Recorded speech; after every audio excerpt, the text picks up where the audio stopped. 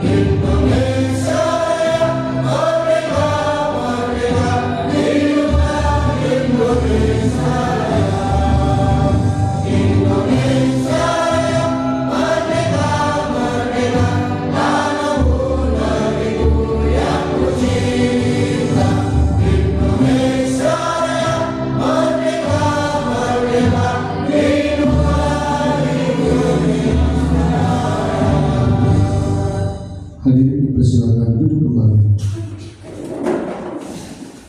Acara yang selanjutnya, sambutan komite sekolah kepada yang terhormat Bapak Ustadz Abdul Hadi SPDI, kepadanya kami persilakan. Assalamualaikum warahmatullahi wabarakatuh. Waalaikumsalam warahmatullahi wabarakatuh. Alhamdulillah, nama Tuhan astagfirullah wa na'udzu min syururi anfusina wa sayyi'ati a'malina may yahdihillahu fala mudilla lahu wa may yudlil fala hadiya lahu.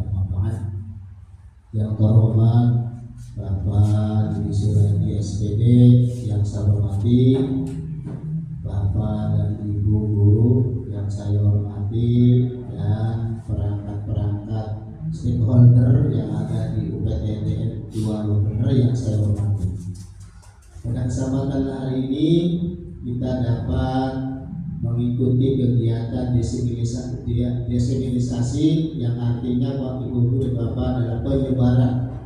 Ini dianjurkan oleh Bapak Menteri Nadiem Karim tentang terutama budaya positif. Kenapa budaya positif? Budaya itu dibagi dua macam, Bu. Ada yang negatif dan positif. Oleh sebab itu, yang terhormat Bapak Didi Suradi akan menyampaikan mana saja yang termasuk budaya positif yang harus kita miliki, terutama yang akan diajarkan kepada para siswa. Oleh sebab itu, mohon Bapak dan Ibu mohon perhatiannya untuk mengikuti kegiatan ini dan dapat melaksanakan kewajiban tugas yang akan disampaikan kepada siswa-siswa kita yang kita cintai bersama. Barangkali itu saja. Saya akhiri. Wassalamualaikum warahmatullahi wabarakatuh. Waalaikumsalam warahmatullahi wabarakatuh. Terima kasih kepada Bapak Pemimpin, Bapak Ustadz Dulani SPDI yang telah memberikan sambutannya. Acara selanjutnya, pemaparan desiminasi budaya positif oleh Bapak Budi Suradi. Kepadanya kami persilakan.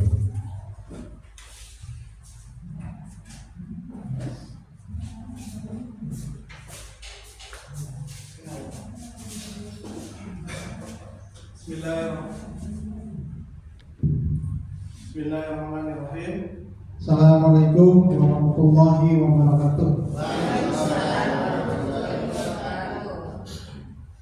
Bapak dan Ibu yang saya hormati, izinkan pada hari ini saya akan membawakan diseminasi budaya positif yang akan kita terapkan di sekolah kita, yaitu PTD SDN 2 Lok Bener. Sholawat serta salam marilah kita curahkan kepada junjungan kita Nabi Muhammad SAW beserta keluarganya dan sahabatnya, dan juga kita akan mendapatkan syafaat dari junjungan kita Nabi besar Muhammad SAW.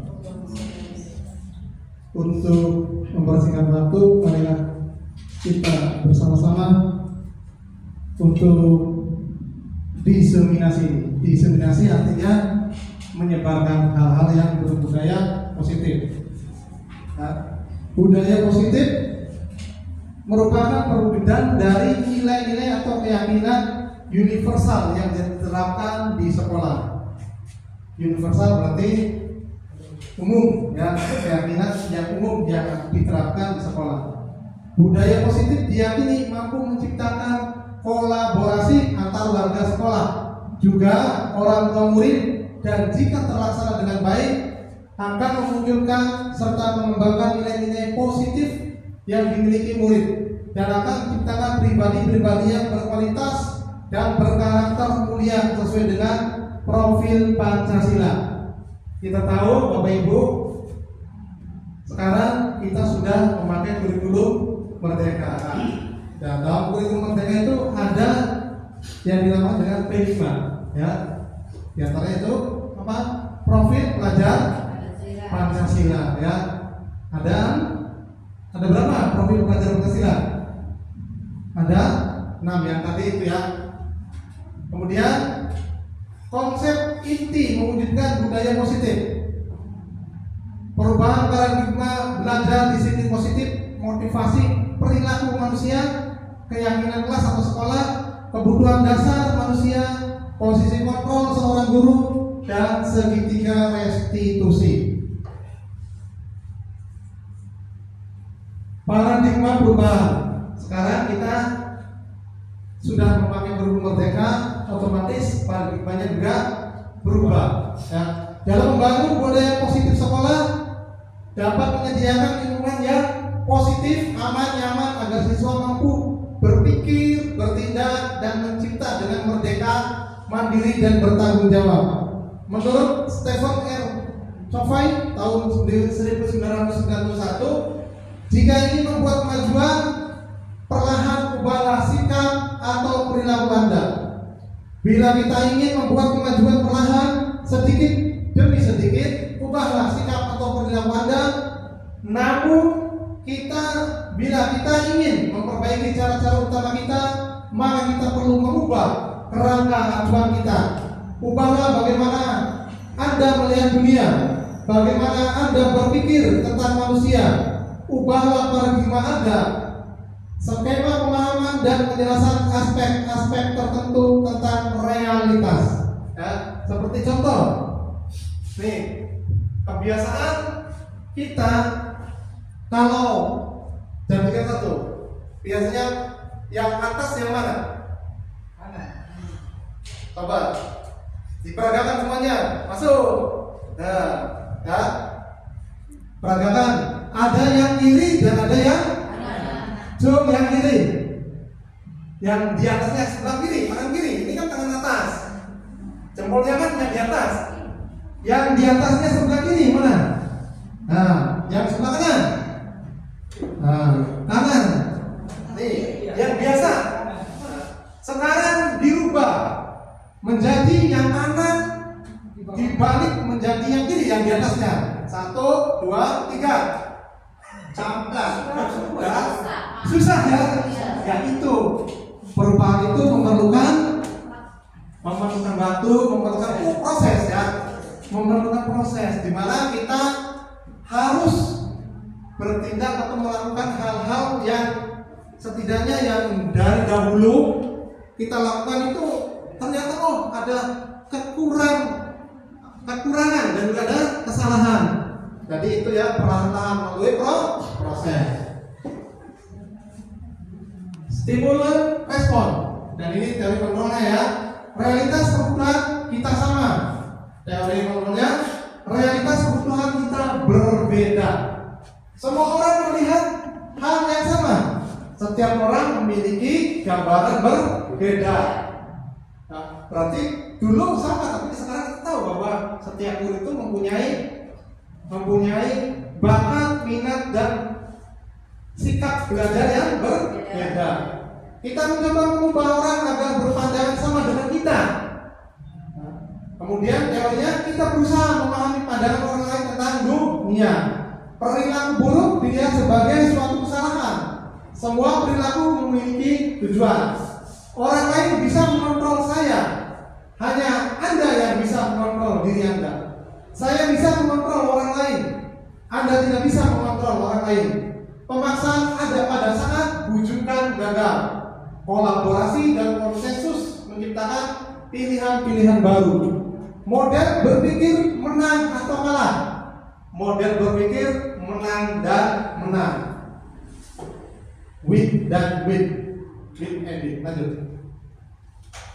Disiplin positif. Makna disiplin cenderung diartikan sesuatu yang dilakukan seseorang pada orang lain untuk mendapatkan kepatuhan. Kecenderungan tersebut haruslah diubah. Sebagai pendidik, kita harus menciptakan anak-anak yang memiliki disiplin diri yang berasal dari dalam diri anak sendiri atau intrinsik, sehingga mereka dapat berperilaku dengan mengacu pada nilai-nilai kebajikan, bukan dengan apa yang kita hargai atau pencapaian suatu tujuan ataupun menghindari dari rasa ketidaknyamanan. Berarti yang terpenting adalah unsur dari intrinsik, dari diri siswa dan diri kita ya. Sebab walaupun dari luar, dari guru, dari teman sejawat dan juga dari kepala sekolah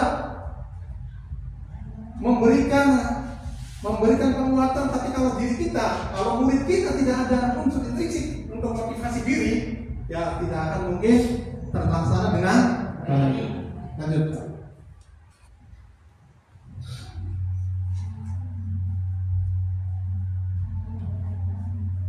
Motivasi perilaku manusia. Diana Gosen. Menghindari ketidaknyamanan atau hukuman. Murid bertanya, apa yang akan terjadi apabila saya tidak melakukannya? Sebenarnya mereka sedang menghindari permasalahan yang mungkin muncul dan berpengaruh pada mereka secara fisik, psikologis maupun tidak terpenuhinya kebutuhan mereka bila mereka tidak melakukan tindakan tersebut. Motivasi ini bersifat eksternal, berarti dari luar. Lanjut. Yang kedua, untuk mendapatkan imbalan atau penghargaan dari orang lain. Murid bertanya, apa yang akan saya dapatkan apabila saya melakukannya? Mereka melakukan sebuah tindakan untuk mendapatkan pujian dari orang lain yang menurut mereka penting dan mereka letakkan dalam dunia berkualitas mereka.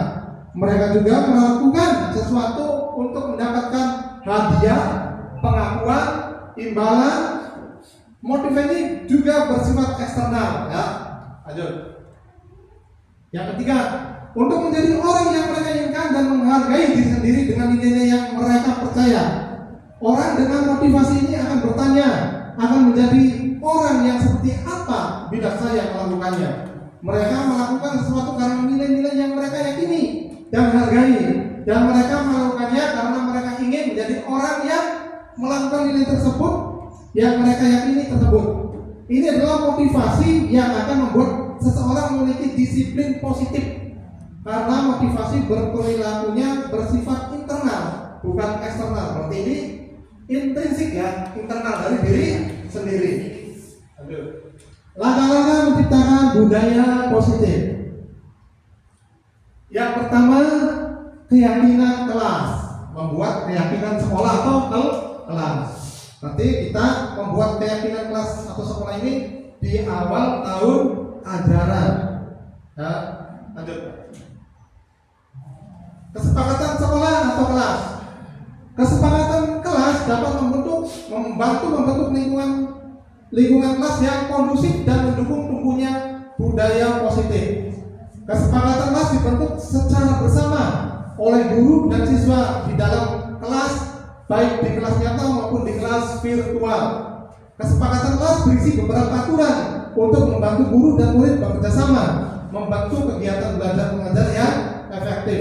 Kenapa? Bukan peraturan kelas.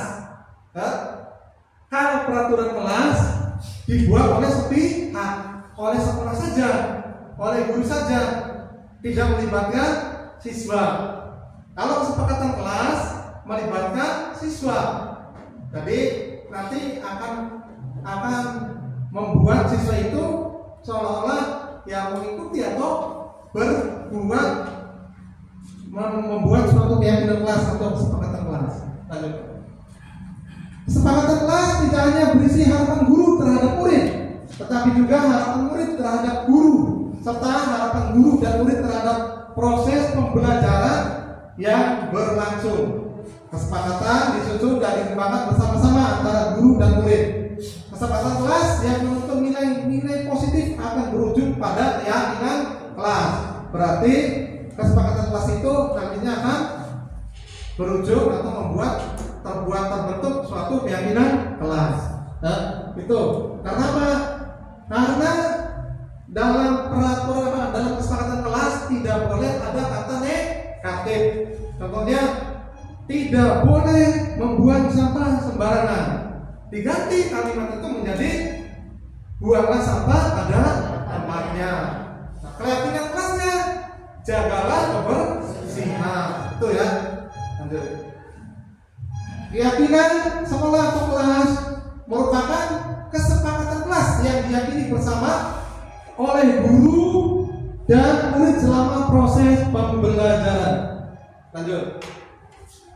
Nah, kita akan masuki tentang 5 kebutuhan dasar manusia.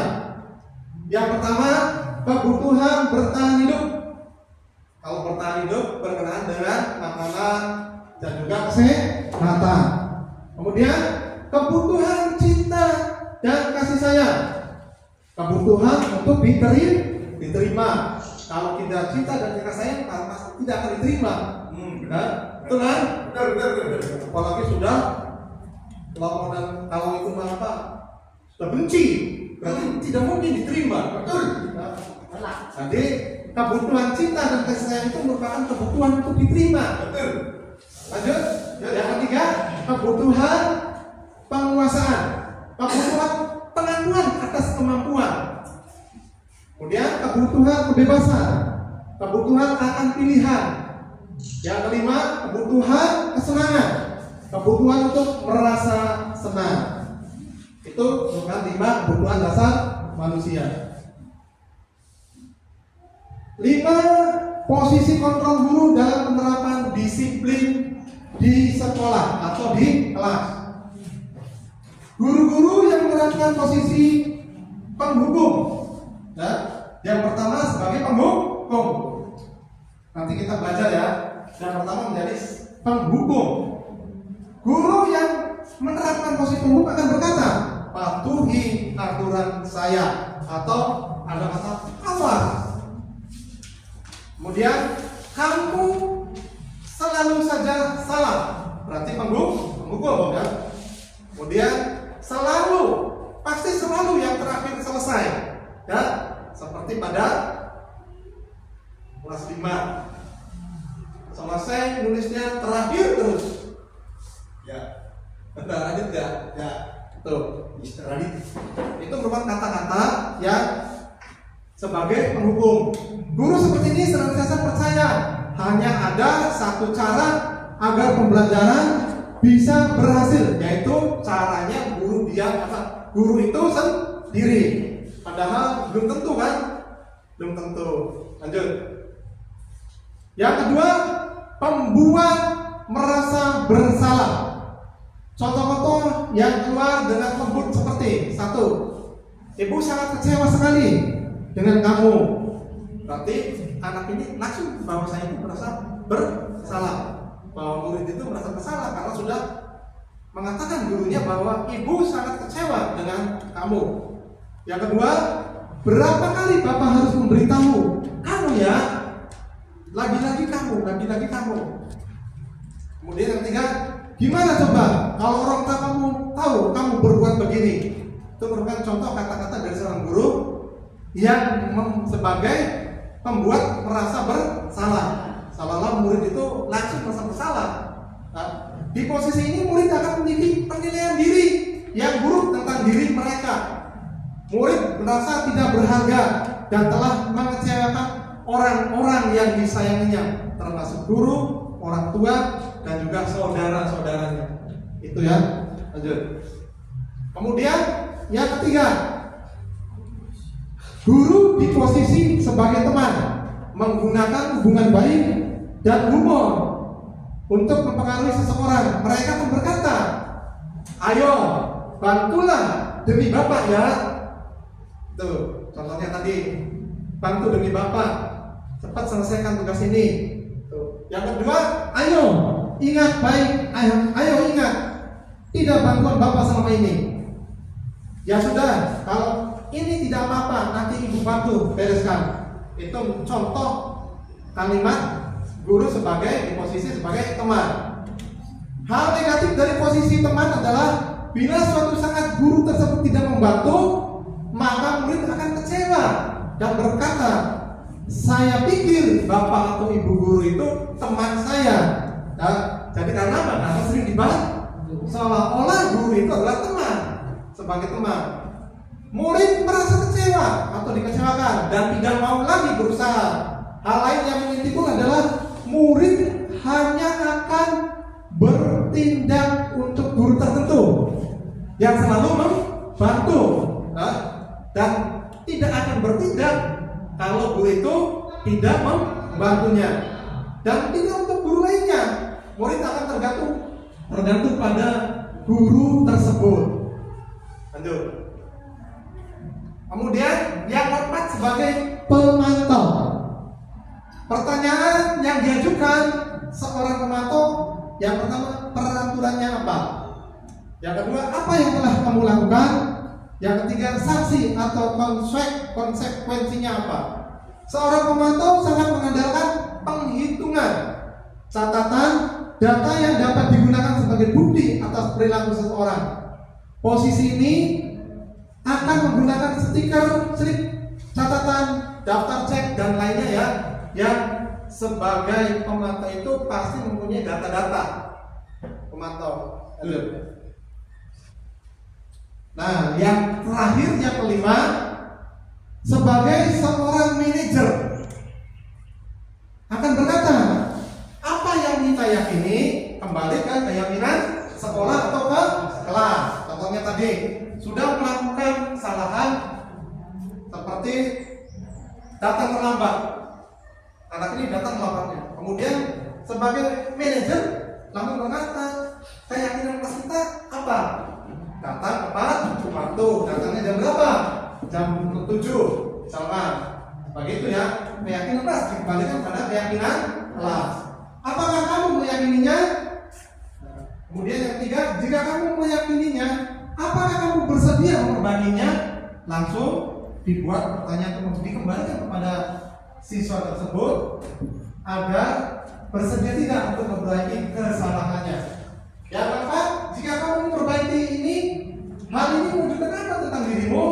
Berarti kan suatu penekanan bahwa apabila kamu melakukan, maka apa yang akan terjadi ketika kamu lakukan hal yang kebalikan atau hal yang terbaik daripada tadi terlambat sekolah. Kemudian apa rencana kamu untuk memperbaiki hal ini. Jadi rencananya apa yang akan dilakukan setelah tahu bahwa hal ini melanggar keyakinan kelas. Tugas seorang manajer bukan untuk mengatur perilaku seseorang, kita membimbing murid untuk dapat mengatur dirinya. Seorang manajer bukannya memisahkan murid dari kelompoknya, tapi mengembalikan murid tersebut ke kelompoknya dengan lebih baik dan kuat. Yang selanjutnya yaitu segitiga restitusi. Nah, dalam segitiga restitusi ini kita akan dijelaskan mengenai memecahkan masalah murid. Segitiga restitusi merupakan sistem sosial dan budaya tidaklah statis. Mereka terus berubah dan berkembang seiring waktu.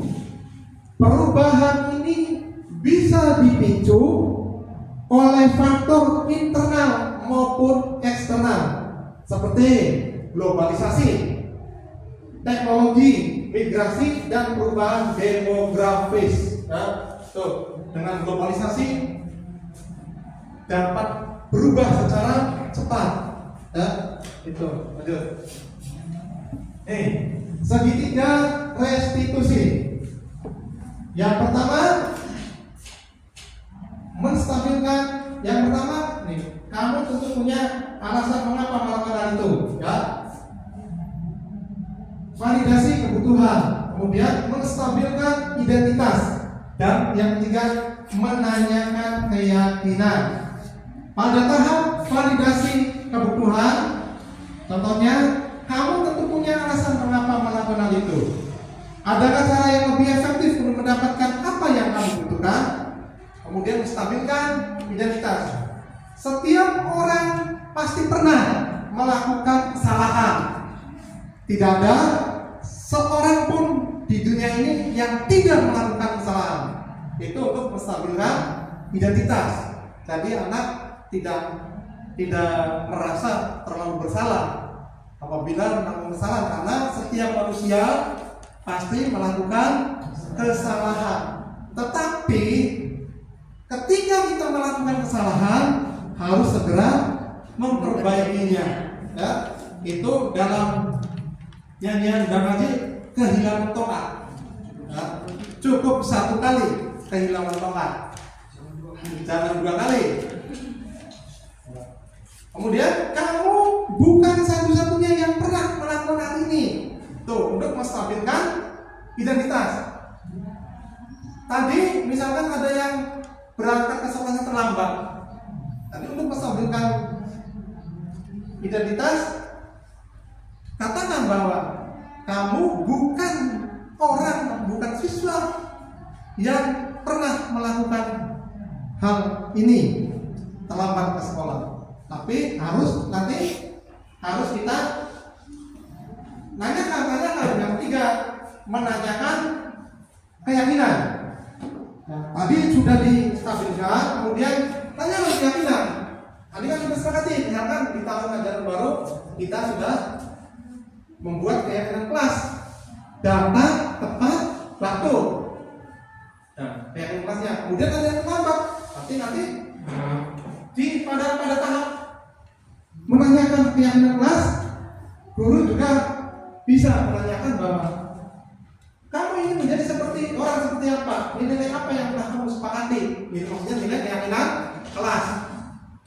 Pasti sudah tahu bahwa nilai keyakinan kelasnya adalah data, tepat, waktu. Nah, itu merupakan segitiga restitusi. Lanjut. Langkah 1, menstabilkan identitas atau stabilis the identity. Contohnya, kita semua akan melakukan hal terbaik yang bisa kita lakukan. Yang kedua, validasi tindakan yang salah, atau bahasa Inggrisnya validate the misbehavior. Semua perilaku memiliki alasan. Ya, apa alasan bisa terlambat itu? Yang ketiga, menanyakan keyakinan kelas. Seek the belief. Kita semua memiliki motivasi internal menanyakan keyakinan bahwa keyakinan kelas itu adalah tadi misalkan datang tepat waktu. Itu datang tepat waktu berarti keyakinan kelas yang disepakati. Sementara ada siswa yang datangnya terlambat, itu keyakinan kelas dikembalikan, ditanyakan supaya anak itu, oh iya, keyakinan kelas yang kita sudah sepakati adalah datang tepat waktu, tidak datang terlambat. Lanjut. Contoh pengaplikasian segitiga restitusi. Yang ini dulu, Mas. Ini kemarin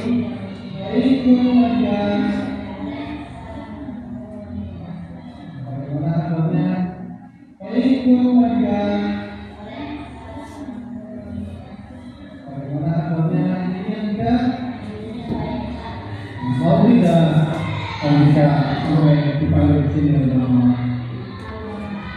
Tadi pas lebaran, bapaknya Andika masuk sama temennya. Bapak tidak akan mungkin kesalahan dari Andika, tapi bapak akan memperbaiki kesalahan Andika tersebut. Maksudnya ya, untuk memperbaiki depannya ya.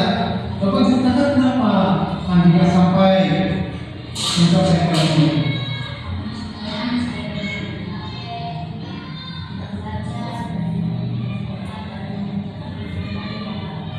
Andika masih tidak kesepakatan untuk keyakinan kelas yang pada awal masuk sudah disepakati bersama-sama. Coba jujur ya, Andika masih ingat kan? Berarti Andika juga harus jujur ya. Coba supaya Andika bukannya tidak menyatakan itu bagaimana?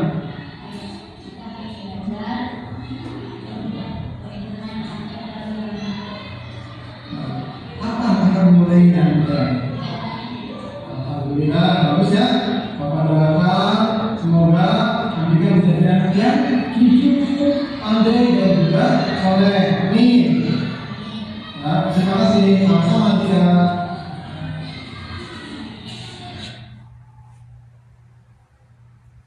Ya, yang ini testimoninya ya.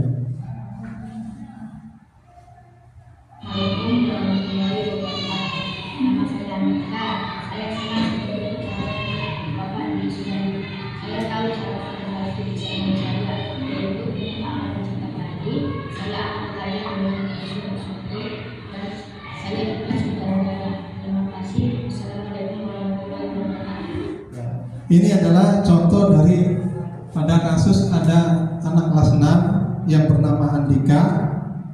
Pada saat ulangan harian mata pelajaran matematika menyontek pada temannya.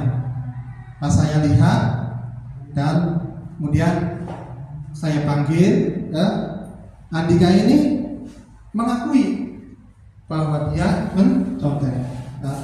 Nah, itu merupakan pelaksanaan segitiga restitusi ya, dalam kasus ada siswa yang mencontek ulangan ya, pada saat ulangan pada temannya.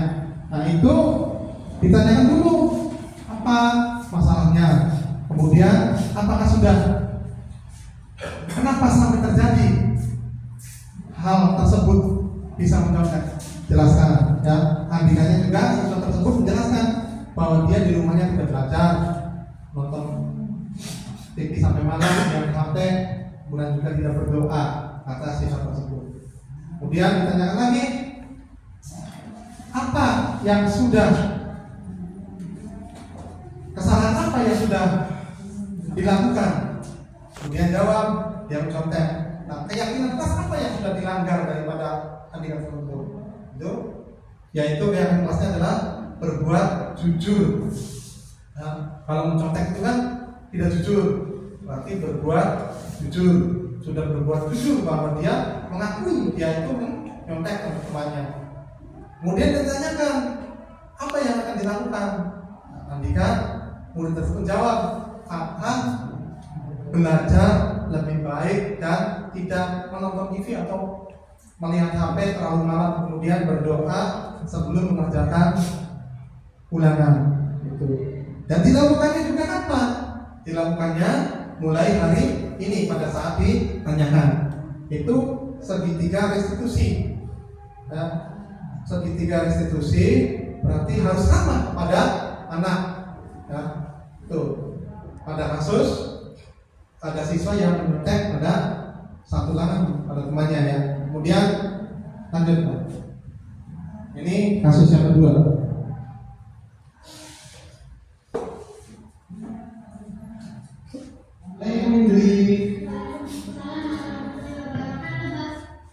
Bagaimana kabarnya hari ini? Itu tahu nggak mau sampai dipanggil oleh bapak sini?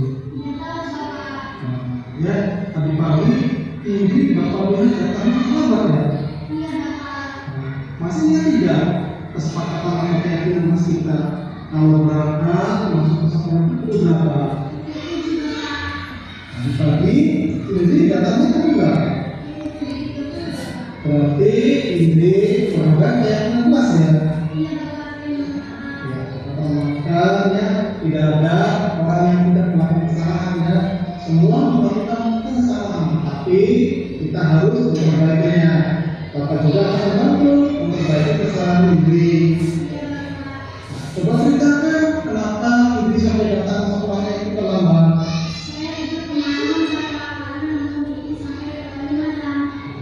Ya, bagaimana cara untuk memperbaikinya Indri?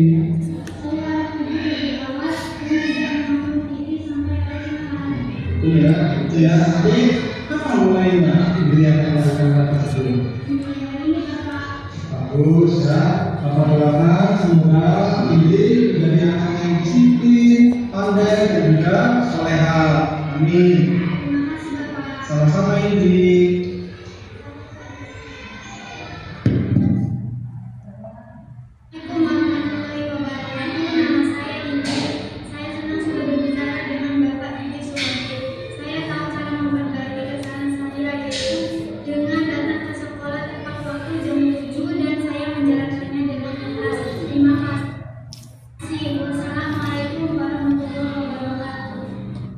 Nah, itu merupakan contoh yang kasus yang kedua untuk menyelesaikan segitiga restitusi.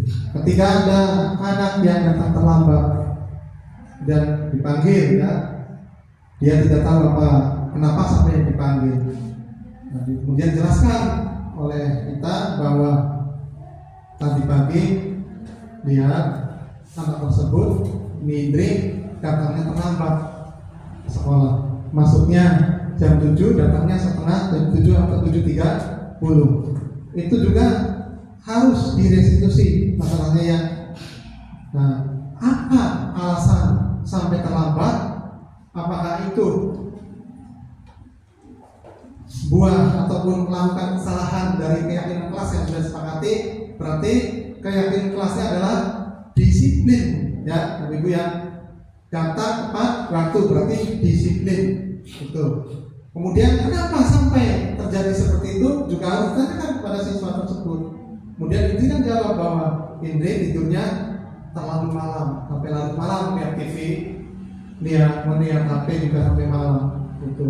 Kemudian kita perbaiki dengan restitusi segitiga tersebut, yaitu nanyakan kapan dilaksanakan untuk memperbaiki diri daripada Indri tersebut. Jawabnya mulai hari ini pada saat ditanyakan, gitu ya. Jadi tadi motivasi dari diri intrinsik ya Bu ya, intrinsik akan lebih memudahkan untuk berubah ketimbang tadi dari eksternal ya, ekstrinsik ya, dari eksternal dari luar itu akan ya lama karena dipaksa. Tuh, lanjut Pak. Nah, sampai di sini ya pemaparan dari saya tentang budaya positif yang harus dilakukan untuk sekolah kita ya. Mungkin ada beberapa tanyakan nanti pada sesi tanya jawab. Terima kasih. Wassalamualaikum warahmatullahi wabarakatuh.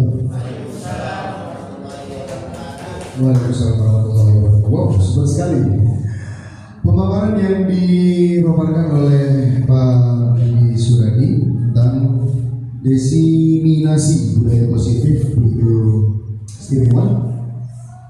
Kali ini kita menginjak acara yang selanjutnya adalah sesi tanya jawab. Saya persilakan kepada kalian yang mau bertanya tentang apa yang dipaparkan oleh Bapak Edi Suradi tentang diseminasi budaya positif. Hadirin ada yang mau bertanya? Ya, Ibu silakan. Sebutkan nama dan kelas berapa. Assalamualaikum warahmatullahi wabarakatuh. Nama saya Ibu Ida Farida, guru kelas 4. Tadi dari pemaparan Bapak Diki Suradi sangat menarik ya, sangat jelas dan sangat gamblang. Nah, dari beberapa pemaparan tersebut, saya tertarik dengan segitiga restitusi, bahwa segitiga restitusi itu dipengaruhi oleh faktor intrinsik dan ekstrinsik ya. Ekstrinsik. Nah,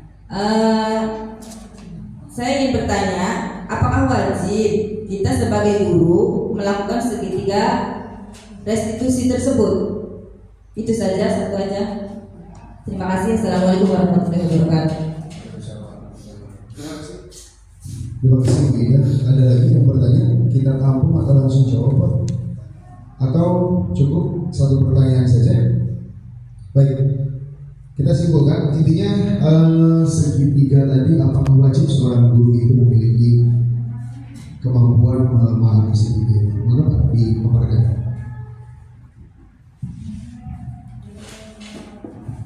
Terima kasih kepada Ibu Ida, guru kelas 4 yang sudah menanyakan apakah wajib kita melaksanakan atau melakukan segitiga restitusi dalam menyelesaikan masalah pada siswa kita. Kita kembali ke masa-masa yang dulu dan ketika kita masih duduk di sekolah. Ketika itu pasti kenangan kita ada ya, terbesit terlintas bahwa kita pernah dimarahi oleh guru-guru kita, tapi itu akan yang teringat terus. Kita pernah ketika, contohnya saya juga pernah ketika dorong-dorongan pintu, pas ada guru saya langsung dikasih sanksi ya, suruh membersihkan WC. Dan jadi kita kembali ke dulu ke zaman dulu terdahulu, bahwa itu merupakan tindakan apa tadi yang 5 sebagai kontrol. Yang 5. Ya, kita ketika dulu saya pernah melakukan dorong-dorongan pintu waktu kecil SD. Kemudian datang guru dan langsung diberi sanksi, suruh membersihkan WC. Tuh, nih. Ya.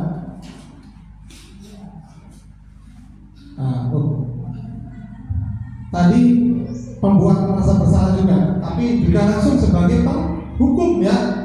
Penghukum, guru itu langsung sebagai penghukum bahwa kamu salah dan harus segera diberi sanksi. Sanksinya tadi membersihkan WC. Itu. Nah, itu sebagai tadi pemberi yang pertama ya, penghukumnya.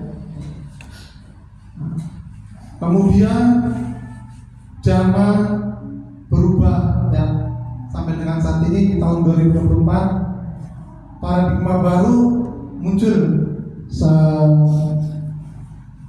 sesuai dengan perkembangan zaman, bahwa itu adalah paradigma yang dulu Sekarang paradigmanya sudah berubah. Kita sebagai pendidik wajib, hukumnya wajib melakukan segitiga restitusi kepada siswa yang melakukan kesalahan. Tadi contohnya siswa itu datang terlambat, jadi kita tidak langsung menghukum atau memberi sanksi. Tidak harus langsung memberi sanksi, kita harus melakukan segitiga restitusi. Tadi segitiga restitusi itu. Yang pertama adalah validasi kebutuhan. Yang kedua, menstabilkan identitas. Yang ketiga, meyakinkan menanyakan keyakinan. Itu. Tadi ya. Karena apa? Dengan menanyakan keyakinan, kita akan tahu keyakinan apa yang kita langgar. Murid akan tahu apa keyakinan apa yang kita langgar. Sehingga murid itu akan mencari ataupun mencatat sendiri, oh ya ini saya langgar tadi berarti melanggar disiplin. Yang datang terlambat melanggar disiplin. Disiplin seharusnya masuk jam 7, masuknya jam 7.30. Itu yang ketika anak itu ditanyakan kemudian menjawab dan berinisiatif sendiri, berarti itu sudah ada berapa persen sudah ada dari unsur intrinsik mau merubah motivasi dari diri siswa itu sendiri. Bahwa hal itu adalah salah, kita atau anak itu sudah melanggar daripada keyakinan kelas, yaitu motivasi disiplin ya.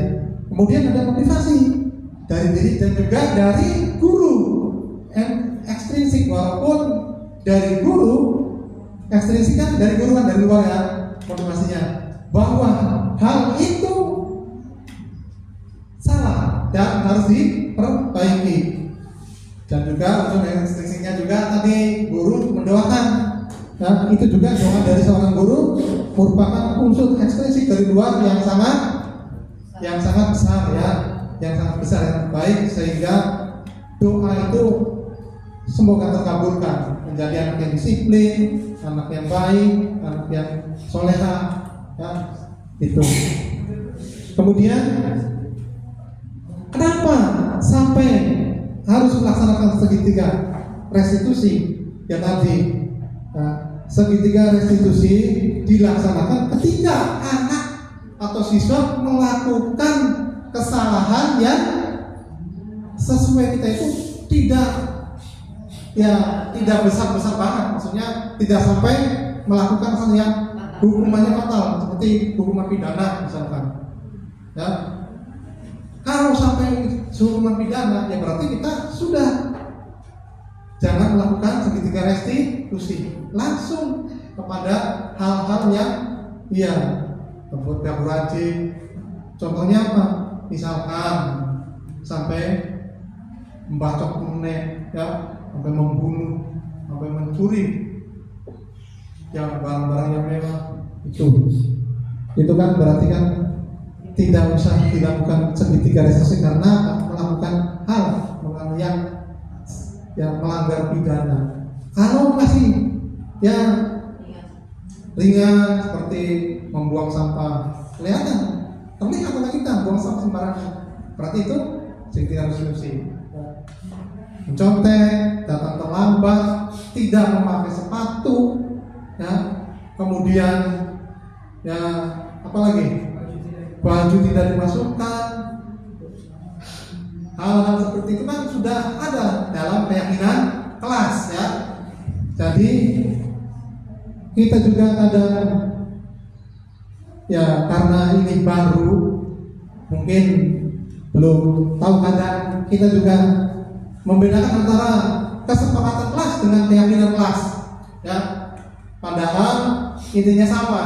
Kesepakatan kelas itu yang disepakati di kelas, kemudian ditentukan sebagai keyakinan kelas kita. Itu yang harus dipegang oleh siswa yang ada di kelas tersebut. Aja misalnya berbeda antara kelas 1 dengan kelas 6, ya pasti berbeda. Karena kelas 1 juga masih kecil, ya usianya, kemudian kelas 6 kan pasti berbeda keyakinan kelasnya. Kemudian keyakinan kelas itu harus ditempel di dalam ruang kelas, sehingga anak dapat membaca setiap hari bahwa oh itu keyakinan kelas kita. Ya. Setiap kelas pasti berbeda keyakinan kelasnya. Yang pasti untuk kita dapat melaksanakan rasa aman, rasa nyaman dalam kegiatan belajar mengajar, ya itu. Mungkin itu saja Bu. Barangkali masih belum puas ya Bu, karena saya bukan alat pemuas.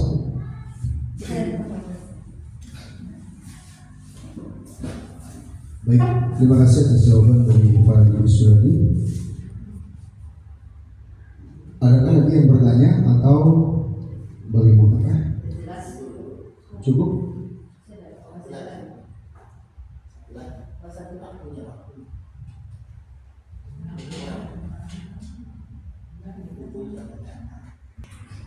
Adakah yang bertanya?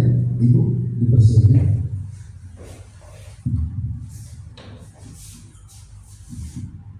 Terima kasih.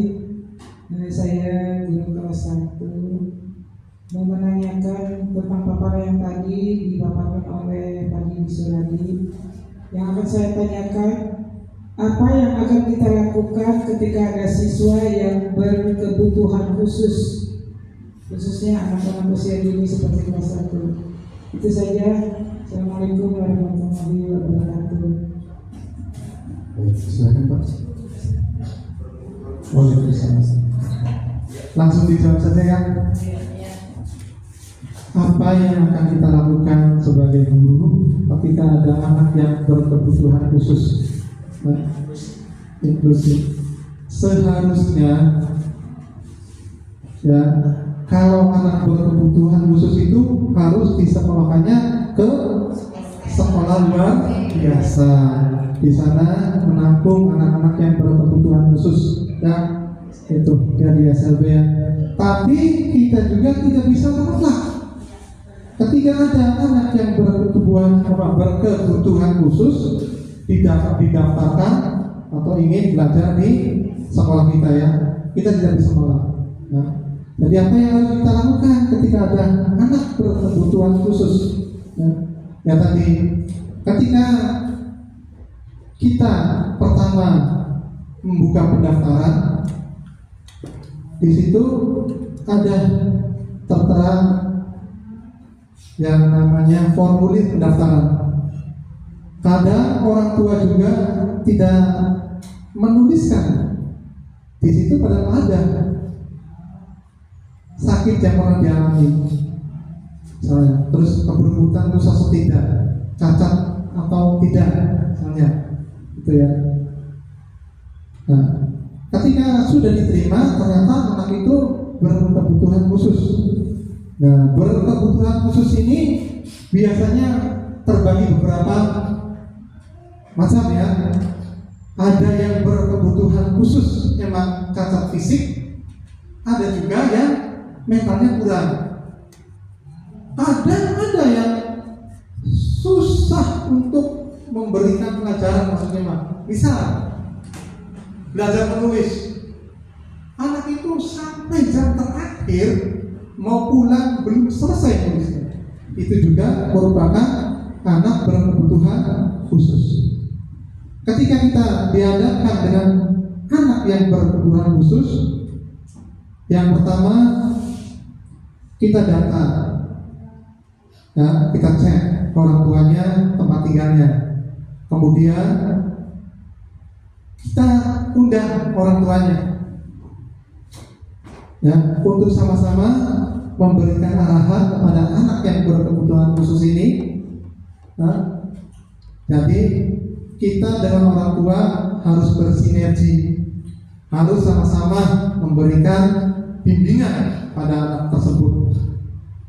Walaupun ya tadi kekurangan itu pasti ada, ya pasti ada kekurangan. Tapi ini dalam hal anak berkebutuhan khusus sudah ya lebih dari yang wajarnya. Nah, contohnya tadi di kelas 1 misalnya ada yang menulisnya lama sekali, ya. Kemudian ada juga yang cara mengucapkan atau bicaranya yang belum jelas. Itu, ya kita sama-sama dengan orang tua dipanggil sama-sama memberikan bimbingan kepada anak tersebut supaya anak tersebut bisa sedikit demi sedikit, ya, walaupun berapa persen kecil persentasenya, tapi kita sudah memberikan bimbingan kepada orang tuanya dan ada progres, ya, ada perubahan. Misalnya nulis tadi berapa kalimat membutuhkan waktu sampai dengan 2 jam, sekarang sudah sampai 1 jam misalnya. Itu juga sudah ada proses, ada progres, ya, sudah ada perubahan gitu, ya Bu. Mungkin kemudian juga dengan teman sejawat dan guru, kan ada kalanya kita tidak mengerti misalnya apa yang diucapkan oleh anak yang kurang jelas pengucapannya.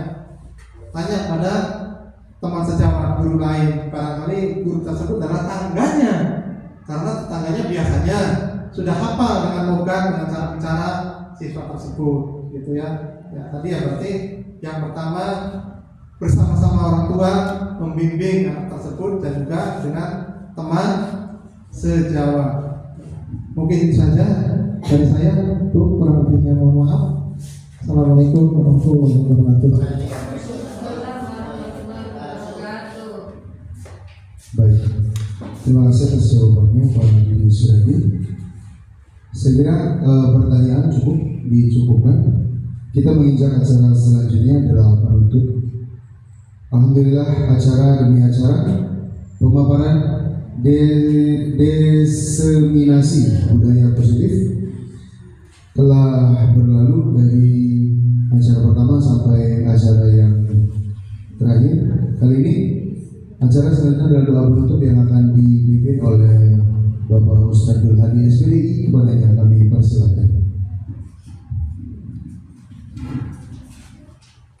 Assalamualaikum warahmatullahi wabarakatuh. Bangga dulu, bagaikan orang masak, kalau tidak ada garamnya kurang sedap, ya. Oleh sebab itu, untuk acara ini lebih sedap lagi, mari kita akhiri dengan bacaan doa. Allahumma shalli wa sallim ala sayyidina wa habibina wa syafi'ina wa qaribina wa dhurrina wa lana Muhammad. Wasallim wa radhiyallahu kulli ashabi rusul asma'in. Amin ya rabbal alamin. Hamdan syakirin, hamdan na'imin, hamdan mubamin wajidah. Ya rabbana yang baghi jalali wa adi sultan. Allahumma sallatana wa syirana wa ruku'ana wa sujudana wa qu'udana wa tadarna taqassuana wa ta'abudana wa tabitasana ya rabbal alamin. Rabbana atina fid dunya hasanah wa fil akhirati hasanah wa qina adzabannar. Subhanaka rabbika rabbil izzati amma yasifun wa salamun alal mursalin walhamdulillahi rabbil alamin. Bi barakati al-Fatihah.